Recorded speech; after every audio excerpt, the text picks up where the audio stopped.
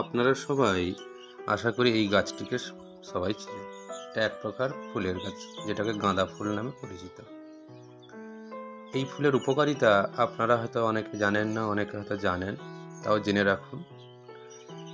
এই গাঁদা ফুল অপরূপ সুগন্ধির জন্য বিভিন্ন ধরনের সুগন্ধি তৈরি করতে এটাকে ব্যবহার করা হয়।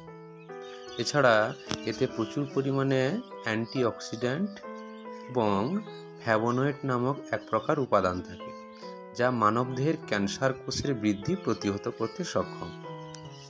এই গাঁদা ফুলের অ্যান্টিঅক্সিডেন্ট দেহের রোগ প্রতিরোধ ক্ষমতা তার সাথে সাথে বৃদ্ধিও করে। এছাড়া শরীরে যদি কোনো টিউমার হওয়ার কোষ সৃষ্টি হয়, সেই টিউমার হওয়ার কোষকে ধ্বংস করে ফেলে। এছাড়া ধরুন শরীরের কোথাও যদি কেটে যায়, আপনি সঙ্গে সঙ্গে এই গাঁদার পাতা পিষে লাগালে সঙ্গে সঙ্গে রক্ত পড়া বন্ধ হয়ে যায় এবং কিছুদিনের মধ্যে ক্ষতও ভালো হয়ে যায়। অনেকে আবার গাঁদা ফুলের চা নিয়মিত পান করেন, কারণ এই চা পান করলে মুখের ব্রণ দূর হয়, ত্বক মসৃণ হয়, হজম শক্তি বাড়ে, এছাড়া হাড়ের ক্ষয়ও রোধ হয়।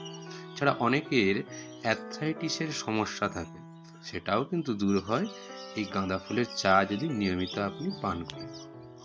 চলুন আজ এই পর্যন্ত আমরা জানলাম। ধন্যবাদ।